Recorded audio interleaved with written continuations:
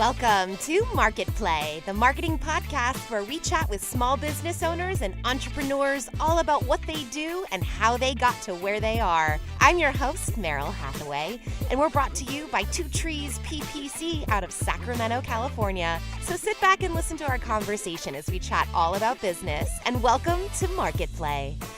Hello, I'm Meryl Hathaway, and today my guest is Rebecca Ahn, an avid traveler, entrepreneur, writer, martial artist, and all-around warrior woman, currently living a multi-city life, vagabonding between Los Angeles, the San Francisco Bay Area, and anywhere else that'll take her. But if you ask her, she really considers the whole world her home. A creative multipotentialite and professional chameleon, Rebecca has had an unconventional career that has spanned wildland firefighting, theater, tech, cryptocurrency, filmmaking, stunts, business consulting, and women's health. However diverse, every step has further forged her unfaltering mission to empower other women to embrace and embody their own inner warrior. Now with her latest tough cookie venture, Rebecca's quest continues with women's travel self-defense, teaching women how to harness their unique mental and physical strengths against the beast that is gender-based violence to stay safer and stronger wherever they roam. She also has an obsession with roller coasters, a weird knack for accents, and a deep love for very cheesy puns. I am so happy to welcome Rebecca to the show. Good morning. Thank you. Good morning. It's so good to It is have morning. you. Late morning. So late morning, albeit. Some days this is my morning. Yes, you never know, especially while traveling. So let's get right into our first segment of the show called Getting to Know You. It's just a series of this or that questions. Answer with your first instinct, okay? Okay. All I'm right. ready. Fire away. Whoop, let's do it. Tablet or laptop? Laptop. I don't have a tablet. Okay. Yeah, I wouldn't mind a tablet. I just have never seen much need for one for me personally. I'm obsessed with my laptop. I use it, excessively. Yeah, I mean, I'm on the go so much. So, most of the work I do involves being online somehow. And it needs a full keyboard and needs a full screen and needs the ability to do a variety of functions. And when I used to work in film, I did a lot of editing too. So I need a machine that can handle video editing. So I still edit for fun, just my own stupid little videos. Great. Yay, because do what brings you joy. Yeah. All right. So yeah, don't have a tablet but maybe someday. All right. Coffee or tea? Tea, 100%. I don't really drink coffee. I never really liked the flavor. Actually, hilariously, my 6th grade teacher served us coffee. Don't know why. Yeah, we learned about coffee in my 6th grade class. And Mrs. Cottage, I hope she doesn't listen to this. We had like a coffee bar in the back of the class, and we would pour in sugar and creamer. And I remember not liking it. Probably too early to introduce children to coffee. Maybe that's why. I would say so. Yeah. All right. Instagram. But I am obsessed with tea. Well, anyway. Obsessed with tea. Yeah. I'm very, very into tea. What's your favorite? Earl Grey. Earl Grey is my coffee. It's to me what coffee is to other people. I have to have it in my morning in order to wake up. And because I'm so nomadic and I stay with so many different people as I travel, those who know me really well and I stay with regularly know that Earl Grey is my thing. So they will make sure that they have Earl Grey stocked when I come. Rebecca's coming. You gotta have your Earl Grey ready. I have it in front of me right now, actually. Lovely. All right. Earl Grey. Anyway. Instagram or TikTok? Instagram. I'm not on TikTok. Easy I'm enough. I'm not a huge social media fan in general. Yep. I'm not a big fan of self-promotion. For me personally, not like of other people doing it. Do what makes you happy. You do you. It took a lot of convincing for me to even be willing to put myself out there for podcasts. Our mutual friend, Jeff Harry, who connected us, has been my little champion. And I shouldn't say little, that's condescending. My champion. Because he is not little. He's a big personality and a big awesome human. But he's been pushing me to get myself out there, and I'm very hesitant to. I don't like to be in the spotlight, so social media doesn't fit with that either. I have social media because I have to promote the work I do, but I don't really like to have personal social media. So there's absolutely no way in a million years I'll create a TikTok. Don't feel obligated. That's fine. Yeah. And I have Instagram very begrudgingly. So I hear it. All right. Brazilian Jiu-Jitsu or Muay Thai? So both are amazing for different reasons. And they are, it's interesting you chose those two. That was probably intentional, but those are the two most common types, styles of martial arts that people train in for MMA, like UFC, Strikeforce. So yeah, those are both incredibly useful and well-rounded martial arts. I've taken both quite a bit, and I'm personally a bigger fan of Muay Thai. It's just the one that I prefer. It's not my primary style of martial art either, but it is, I would say, Muay Thai over Brazilian Jiu-Jitsu for me personally. BJJ is a lot of grappling and groundwork. So it's, in practice, that involves a lot of rolling around on the ground with dudes. In the classes, to each their own. Some people love that. Some people love that. It's also been harder to find BJJ classes with women in them. Women tend to take Muay Thai more than men. More than BJJ, I should say. Yeah. So, interesting. I really enjoy women's Muay Thai classes. It's fun to kick some ass in Muay Thai with fellow women. Yeah. Totally. All right, Netflix or YouTube? That's a tough one. I'd say they're both great for different needs. I will always love Netflix. I'm a huge cinephile and I watch a shit ton of movies and TV shows. Can I swear on the show? I also should have clarified that. Okay, I have a horrible potty mouth. So that's okay. I watch a ton of movies and TV shows, so I do love Netflix. But lately I have been going deep down the YouTube rabbit hole because when I want to learn a new topic, or research something, or I just watch a ton of videos of people who have made that thing. YouTube is such a wealth of information, people's personal experiences. And that's how most people use it. It's almost what everybody says is the same thing that they learn on YouTube. So yeah, I've definitely used it many a time. My phone shut down the other day for no reason, and I found out how to restart it by going on YouTube. So thank you for that. Right? And that's brilliant. Lastly, British or Australian accents? So I love both. I love both. They're quite similar, but Australian is like a flatter version of British. It goes Australian, back further in your mouth. More... You sort of have to have that roundedness. Yeah, you've got to get it back in there. Mm-hmm. Yeah, I love the way Australians say no. No. No is really, distinct.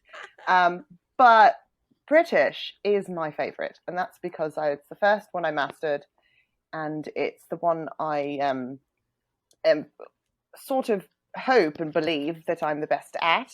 I've talked to Brits in it and convinced Brits that I'm British. Isn't that the most fun story when you talk to them like that, and then they ask where you're from, and you're like, I'm from just a small, tiny little pond outside London, and they're like, really, what's it called? What's it called? Yeah. And you're like, maybe I've been there. Yeah. Oh no, you might not know it. It's not really there anymore. It's not even on the map. It's really tiny. Yeah, but it's really microscopic. Population 10. It's really in the bush. So little. So tiny. Funny story. I go to Burning Man every year, and I love Burning Man. Oh, your camera came back on. Yay! Hi. Yay! My very first burn, 2008. I had this crazy idea. I didn't know that many people going, and so I thought, let's do an accent the entire time, and try to tell the people I'm going with so they're in on it, and just try to see if I could convince people. And I talked in a British accent for the entire week, which is really, really hard to keep it up for the entire time. And I had a whole backstory of I grew up in London, and then I came to America for university, and there were Brits in camp with me, and I convinced. It was so lovely. And then I revealed it all at the end. So, yeah, We're like, never mind. just kidding. Hope you're not I'm just offended. joking. Yeah. I love it. So it's my favorite accent of all of them, but I love accents. Yeah. All right, Rebecca, let's jump right into humble beginnings. Why don't you fill us in on your humble beginnings? What was your very first job ever? Very, very first job. So when I was 15, I wanted to be like my sister. I have two older sisters, and the oldest sister was a lifeguard, and I wanted to do that too, just because it sounded, when you're a kid, that's a cool job. You know, you get to sit out in the sun all day and get paid for it. Yeah. But I was too young. They wouldn't take you until you were 16. So this was at the pool by my parents' house growing up.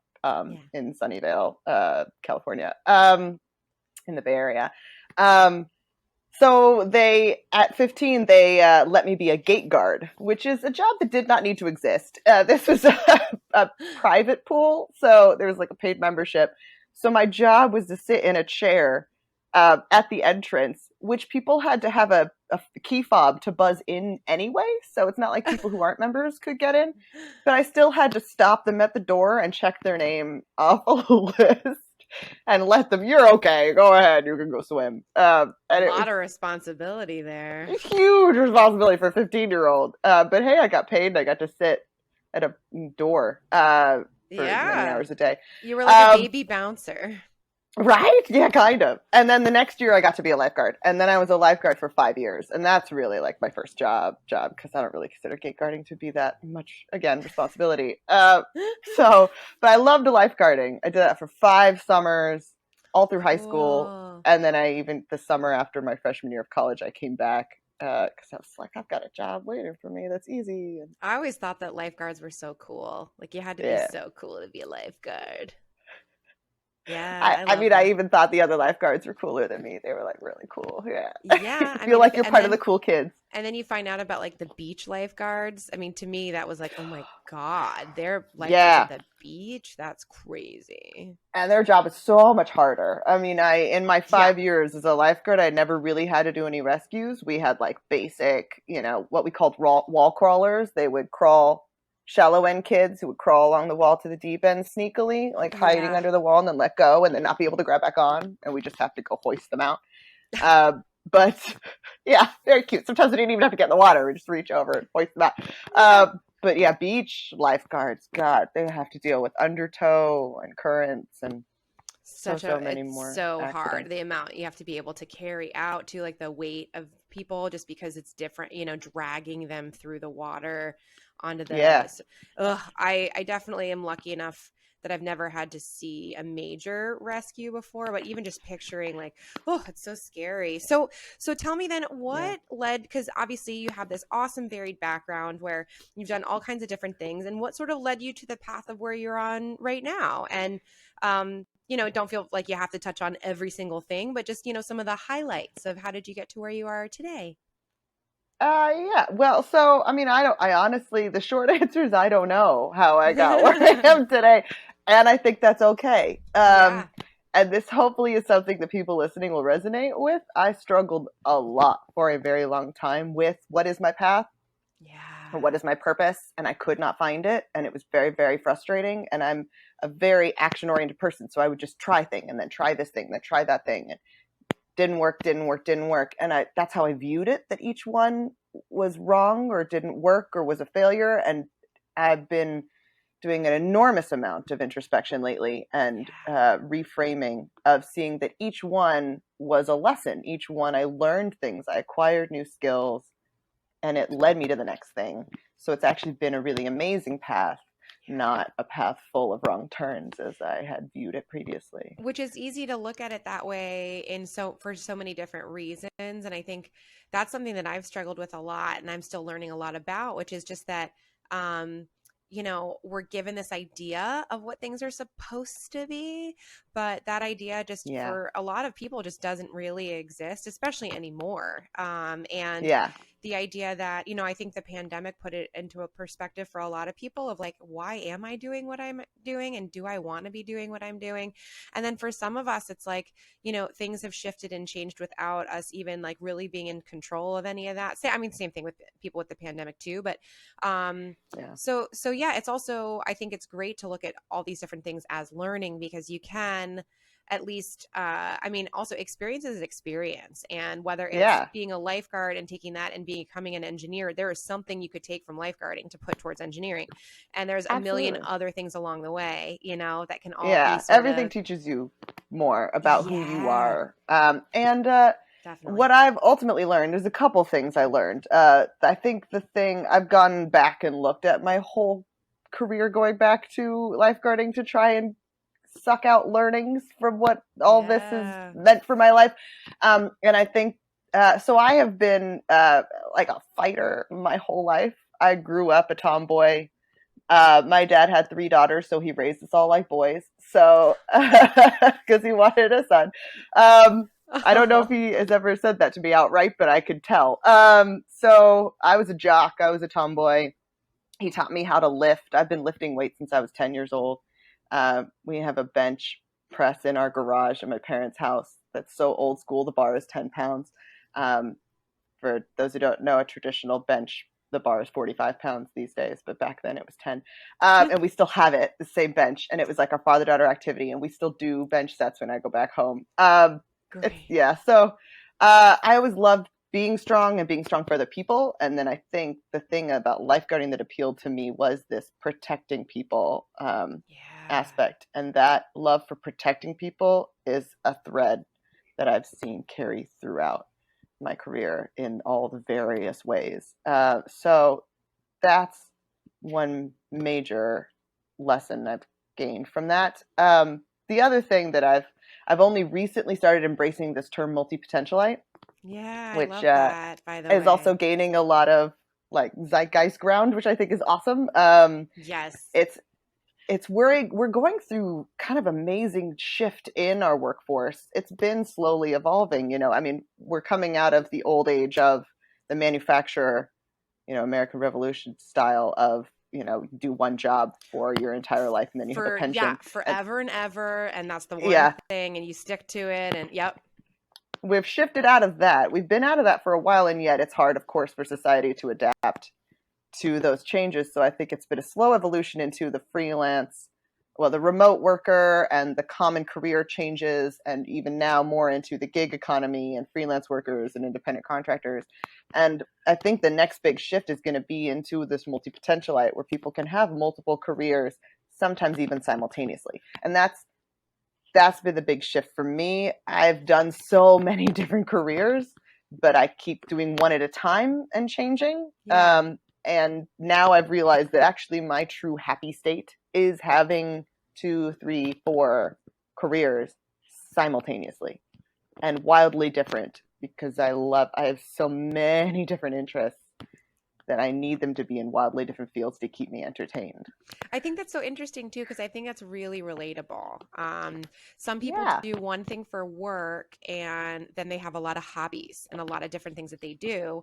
And some people's interests are in all things that could potentially be a hobby, but really they're like, why don't I try to make a living doing this thing and this thing? And I relate to that so much because I remember for a long time as a performer, people were also like, but that's really a hobby. I'm like, it's not, because if you want to make it happen, you have to give it your full attention in all these different ways. But at the same time, I developed so many different skills outside of that for survival purposes that now can play a role within how I bring income in also. And it can shift and change, Yeah. And it's okay if it's a hobby. I mean, you could define a hobby as something that doesn't bring you income, and a job is something that does, but that line is even getting fuzzy. And I think that, with this like new age of workforce and simultaneous careers is also an increasing importance people are recognizing on having multiple sources of income, especially the pandemic hitting and everybody's primary source of income getting cut short. People are realizing they need backups. So the added benefit of having some of the things I do, some people might might qualify as a hobby, but they bring me maybe like a little bit of income here or there, and I'm building them up, and maybe eventually they will. And it's just this different, mix and match of income sources that will rise and fall in relation to each other at various different points. So before we get to your self-defense, because obviously I have a number of questions about that, but and that's just one of the few things I'm doing right now. Well, exactly. So I have to hear a little bit about this cryptocurrency because I know nothing about it. Yes, everybody always wants to talk about that. I need to know. It's a need to know. Yeah, it's very fascinating. So this was in 2014.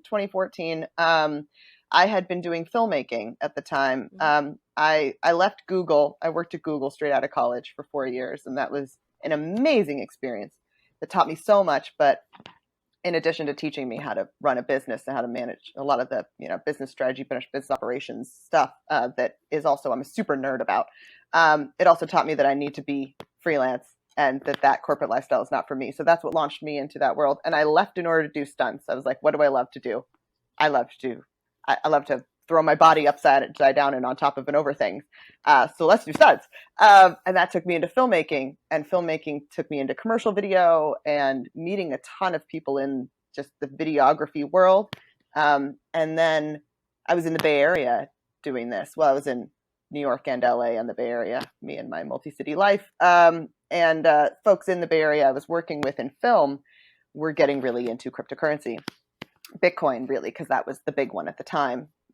There were a few others, but they were all pretty small at the time. Bitcoin was the big behemoth, and there were a couple of what are called Bitcoin millionaires, who had invested super early and made a shit ton of money when it skyrocketed. And a couple of those guys, who also one of whom did work with me in film, they were getting really frustrated with the way cryptocurrency and Bitcoin were talked about in the media, in the news, because the traditional media companies didn't understand it and were reporting it like, oh, this is a scam, this is a fraud, this is, scary, illegal stuff. And nobody understood the technology. Nobody was talking about it accurately. So they were like, we're going to start our own media company and report on it from an informed place. So they hired me to run the video production because it's video news. So they hired me to run the video production portion. And then because I'm a nerd about business, I just helped them build the whole company. And run the whole company. But I was our chief content officer. So I ran the whole news team. I was like 4 or 5 different roles. When I left, I hired 4 people to replace me. I took on too much, which I tend to do. I was also the news producer and the main writer, head writer. I had a team of writers, but then I would edit all the stories everybody wrote and put it into the script for the weekly news broadcast. And then for a short time, I also anchored because we lost our anchor. So if you go on YouTube, you can find videos of me anchoring the news, which is super fun. Wow. In my anchor voice today on Money and Tech. It just was a masterclass. It was a very fast masterclass in cryptocurrency. I knew nothing when I went into it and got super nerdy about it, dove into it head first, like I do with pretty much everything, and just wanted to learn and soak it up. And I started going to all the Bitcoin meetups and conferences, and which was just like me and a ton of awkward white dudes. Like that was the Sounds scene. about right. Because this was early in the cryptocurrency days. So there were a few other women, and it was awesome. We all really bonded, like, yeah, other women in cryptocurrency. And I met the founders of a lot of the coins and the exchanges and just like really got into the weeds of it. So it is a fascinating, fascinating space. I would say I don't necessarily...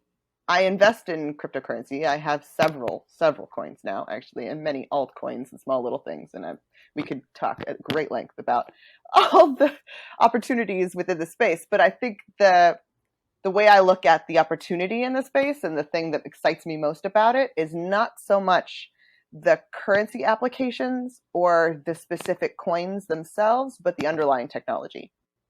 Blockchain technology, I believe, is one of the next major evolutions of our technological advancement and development. I think that is going to shift the way massively shift the way that we do things on a fundamental level. A lot of people compare blockchain technology and cryptocurrency to the internet and the way it began, and how people didn't understand it, and it was scary, and it was used for illicit purposes at first. It's very similar with cryptocurrency. And the thing that is so exciting, I almost don't want to say cryptocurrency, I want to say blockchain technology, because cryptocurrency is just one application. Oh, and then Rebecca, just watch your mic is hitting your shirt a lot, I think. Wherever that mic is, just be real careful because it keeps cutting out what you're saying. I want to make sure I hear everything. Yeah, I want to make sure I can hear everything. So you were saying, go back. Here. No, that's great. Yeah, what you were just saying. Go ahead.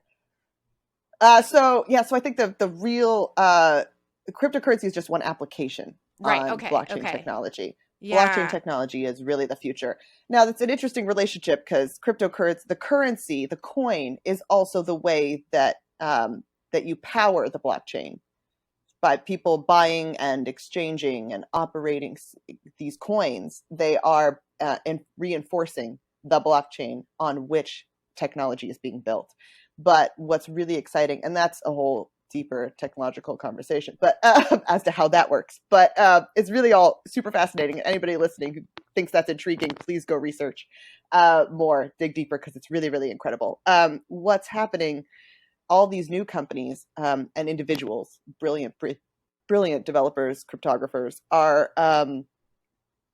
programmers are developing applications, non-currency applications on blockchain technology that then they create a coin to go along with that helps, reinforce the blockchain on which that technology is running.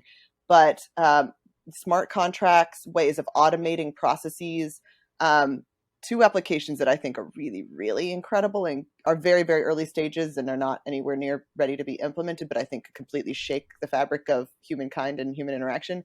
Oh boy. If we could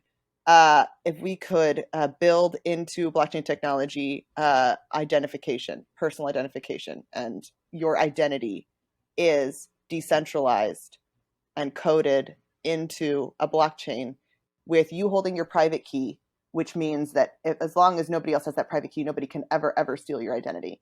That would be revolutionary for identity theft. And then voting. If we could build voting into a completely decentralized system, because that's what blockchain technology is, it's decentralized. So it's vetted and controlled by the masses, by the thousands and thousands and even potentially millions of individuals who are participating in that blockchain. Yeah, that's a third party world. Right? Yeah. Just the core concept of blockchain. If that's what it could shake up everything in the most amazing way. Wow. So you could do away with voter fraud as well if you there's so many amazing things that are in development right now. Cool. Yeah. So all of that said, that's one sector of what you've done. It's just one, and I continue to participate in, but mostly as a investor and dabbler, really. I just follow the scene and invest some money. So it's a source of income for me because it does earn interest. Yeah. But so all the way to self-defense. So tell me what it is that you're doing in this world of self-defense. Yeah. So like I said, I've been a fighter all my life, and I don't really like to, I would call it a fighter when I was younger because I did love to fight and I got in fights, and I was sort of all of my friends' unofficial bodyguard if anybody fucked with my friends. And I'm pretty small, and I've been small my whole life, so that's a pretty comical image of me just like jumping in front of my huge dude friend. I did that so many times at bars when like a guy would be fucking with a guy friend of mine. I would just hop in the middle. I'm not kidding. I would just be like, "What's up? We got a problem? Do we need to talk about it?" Yeah. Not always the smart move to make, but no, I had so much spunk. I had more spunk than I should have had. But what I discovered through doing that is that actually being a small, relatively unimposing woman, I would more often de-escalate the situation by jumping in the middle because nobody wants to fight a girl. And nobody wants to fight a girl and beat her up and look like an asshole or get beat up by her and look like a wuss. So, more often than not, I would de-escalate the situation. And slowly I learned the value of the fact that I was de-escalating. Right. And then at the same time, I also went through some of my own experiences with assault and abuse. And as many, all too many women have, and humans, but especially women. 1 in 5 women will be the victim of rape or attempted rape in their lifetime. The statistics are just mind-boggling and terrifying. So it happens to far, far more women than you know, and or than we realize. And women who are listening to this, I just want them to hear that they're not alone. That it's okay to talk about it, and it's important to talk about it because we're stronger together. Mm-hmm. So I got really passionate about how I can protect myself and better protect my girlfriends through this stuff. And I was like, let's see what's out there in self-defense. This was like years ago. I've just been kind of half passively interested in this for a while. This is how things tend to brew for me for a while. And then eventually I go, oh, there's a business opportunity here. So for years and years, I took every self-defense class I could find, especially if it was marketed for a women's self-defense class in whatever city I was in. And the frustrating thing, I'm so frustrated by this. So this is why I started Tough Cookie. They were all taught by men. They were all designed by men. So even if they had some women instructors, the system itself was designed by men. And they all focused on, here's how to fight. Here's how to kick ass. Here's the next move you do and the next move you do. And I would be in that class and I would raise my hand and go, so now do we get away? When do we escape? Is this the point? Have I beat my attacker enough that I can get away? The way men instinctively, and I don't mean to sweeping generalize because I'm sure there are men who don't think this way, but the men I experienced teaching this all thought of it in a way of like, the goal of self-defense is to fight and to kick ass. Okay. And to take your attacker down. And that is not the goal of self-defense. As any woman will tell you, all you want to do is get the fuck out of there. Right. And that is your number one goal in self-defense, is to escape. And if you can do so without fighting, it is still self-defense. And it is still a success. That is a win. That is the best case scenario. So why aren't we teaching women how to avoid, how to evade, how to de-escalate? Then also, none of these classes address the legal implications of self-defense. Why is that never talked about? That's super incredibly important. And even more importantly, why do we never talk about the emotional aftermath?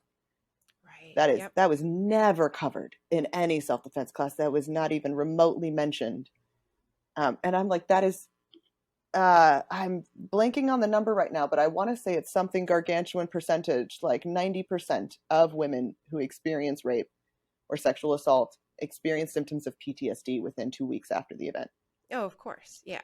It's just the number of, and for like 30% of those women, they experience it for as much as 9 months after.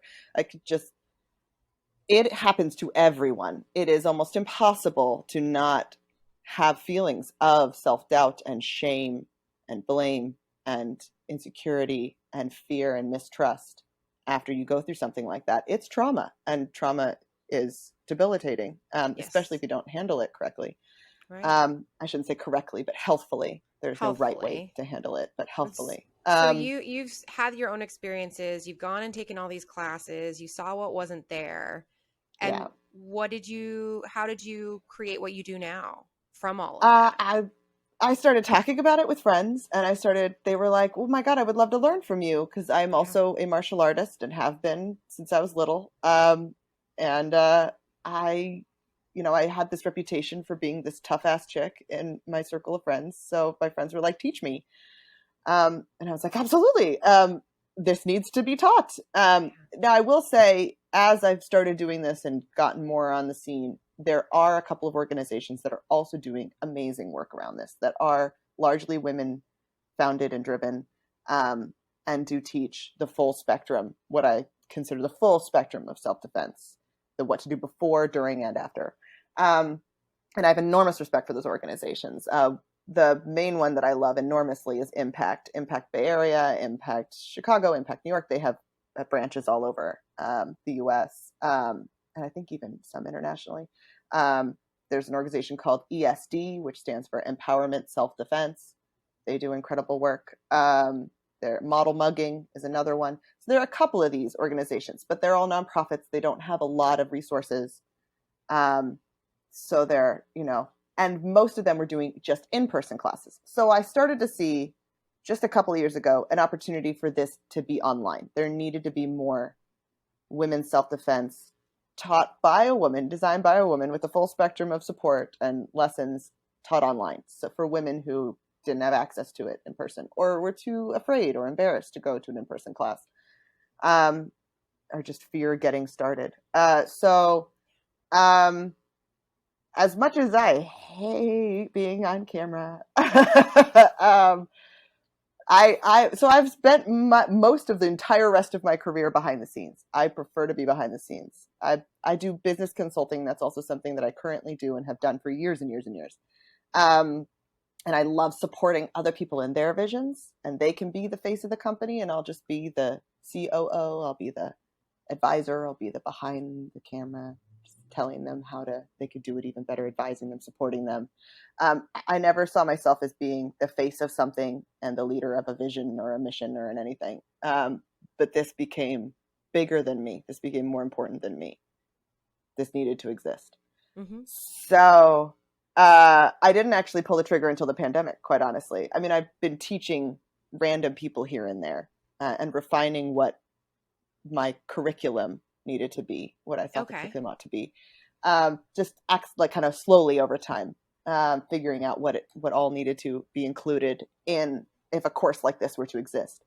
And then when the pandemic hit, all of my consulting clients lost their money, and all of my income fell away. So like everybody else. Yeah. So I went, all right, let's make this course.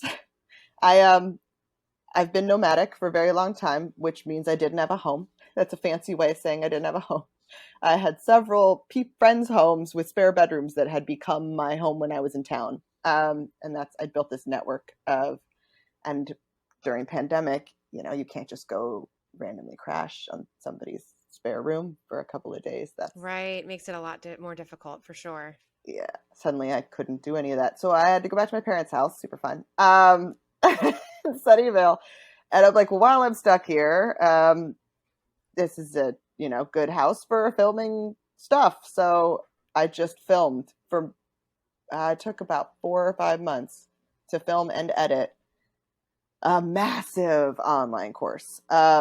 It's 8 modules, 21 videos, because there was so much I felt needed to be included. And the smarter way would have been to build a mini MVP version of it. I mean, I know in my business consulting, business advisor brain knows that there's a smarter way to do this, but passion overrides sense. Sure. And I was like, but it all needs to be in there. Like, it's not a full self-defense course without all of this. So I made this gigantic course and then did a huge launch, which did not go very well because I had not spent the time building the audience, getting people excited and ready about it, waiting for it, all the marketing stuff that also I've advised other people on and I should know better. It's so amazing when you do it for yourself, how much harder it is. Absolutely. Yeah. It's so hilarious. There's a lot of learning within that though, and a lot of learning. Yeah. Yeah. And I think also just, it shows where the passion really was, which was to put what people need to have into the information and into the video format so then they could have access to it. So how does it run now that you have all that work that you did where you created all of it? Yeah, it's done and I'm happy it's done. I've realized now I need to go backwards and do the first part of building the audience and helping people learn about it, which is the part I suck at because I hate promoting myself. It can be really difficult. Yeah. Why? I don't want to be talking to, anyway, I'm so bad at it. I hate it. Now I'm trying to do that. And I'm trying to look at it from the perspective of let's connect with the people who need this and want this. And Let's write about what interests me. So I've started an email newsletter. I have a website. That's the stuff that's not hard for me to do. Like I built the website, I built the course, I built that. It's all from a technical standpoint, the whole thing's a smooth running machine. Cool. I just now need to get, and I have a lead magnet on my website. It's a travel safety checklist. So, so this is another learning I had, massive learning I had about this whole thing. I am passionate about self-defense. I want women to learn this. But I don't love it's important to identify what you love the process of doing as much or more than the outcome of it. Yeah. I wanted it to exist in the world. I wanted the outcome of women's self-defense training to exist, but I don't love the process of putting it out in the world. So I had to learn how to redirect it into a niche. Also, niching is like, the name of the game for success. It's smart to start really, really niche and target really, really small. And I'm also a huge traveler and nomad and love talking and reading and nerding out about travel and love other travelers. And travel is a situation where women often need this training. So I am starting to narrow down my focus to travel self-defense. Very cool. And the website is all built around that. And I'm trying to find people to subscribe to my email list who are interested in that. And the other huge learning, and this is something I hope other entrepreneurs can take away from this, is asking yourself the question of whether the thing you offer, the product you offer, is if it's oh my gosh, and I'm totally blanking on one of the two words. Is it a this or a this? And I'm always, is it a painkiller or this is gonna bother me. Basically, is it something that soothes or something that's nice to have or something that's necessary? Right. Is it, is it something that like people are like, oh, well, I could use that someday. And I'm just going to bother me what this word is though. We'll have to find it later. I will think of it at some point. But basically, is your thing a painkiller? That's what it needs to be. It needs to be, they have a headache right now. So they are going to the store to buy it. So to relieve their headache, their immediate pain, as opposed to, oh, that's something I probably should have at some point. You ask any woman and they're like, I would love to learn self-defense. That's really important. That's a necessary skill. But then when it comes time to press buy, they don't feel the urgent need for it.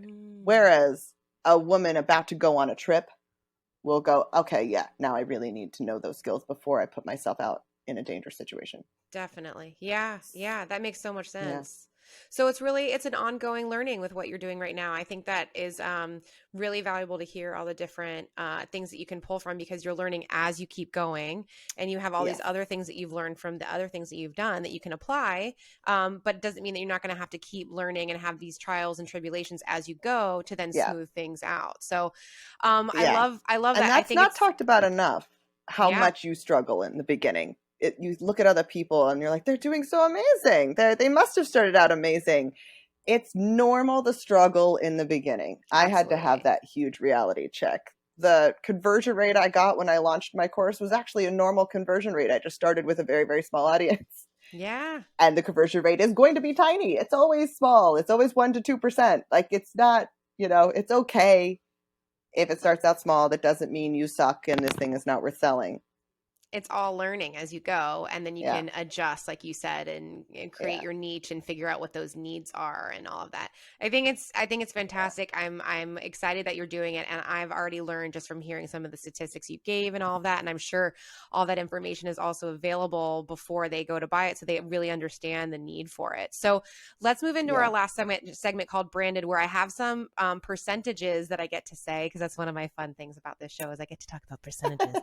But I did all of this around entrepreneurship, data, because that's really what you are, and you've mentioned it several times, and there's it can be the hardest way to go, and it can also be the most rewarding, and it's also much more common, I think, than people think. So the first, it's 3 multiple choice questions. If you get them all wrong, you win. If you get them all right, you win. So no matter what, you're winning. Sweet. There's zero stress involved. It's just learning, like we said. It's learning as we go. All right, so the first question I have is, what percentage of American billionaires are self-made, meaning they started as entrepreneurs? Is it A, 23%, B, 90%, or C, 49%? What percentage of American billionaires are self-made?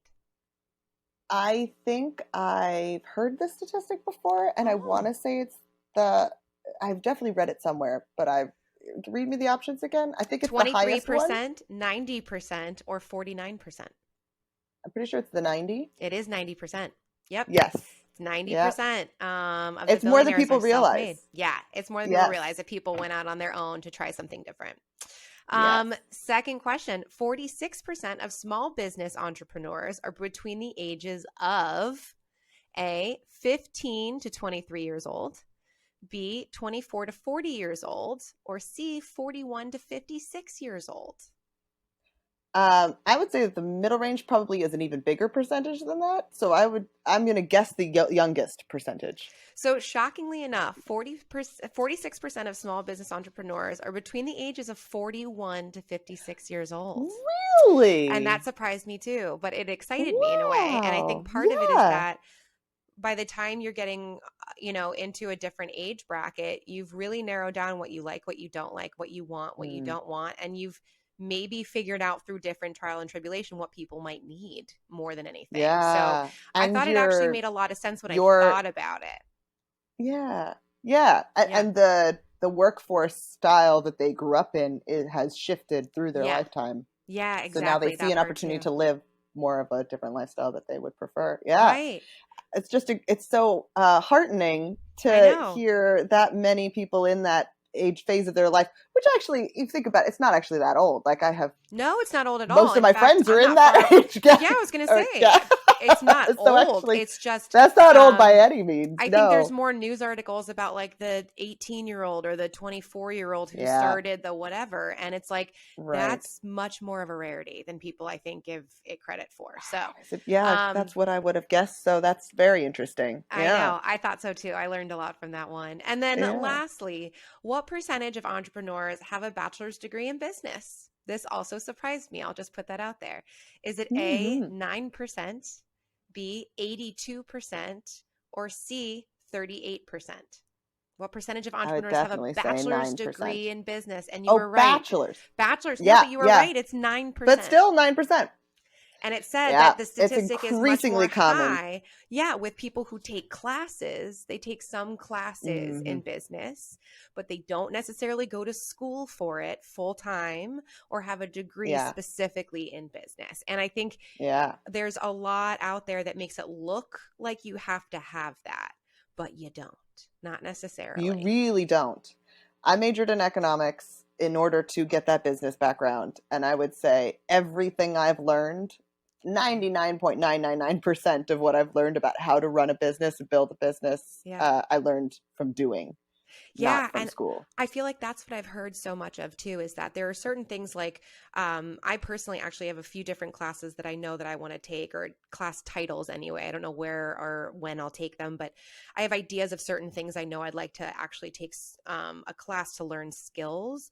But then there's, or how to do certain specific things. But for the most part, I think a lot of people really just have this belief that like, oh, well, I didn't go to school for it. There's no way I can do those things.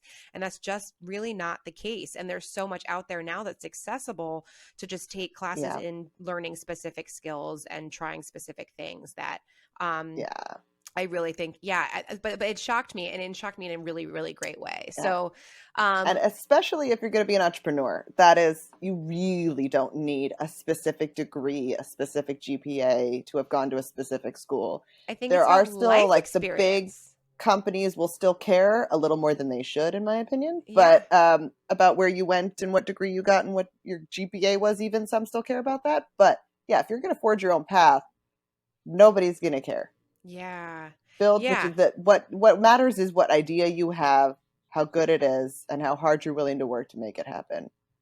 I love that. I love that. Rebecca, it's so cool to hear about your story and all these different sides of it.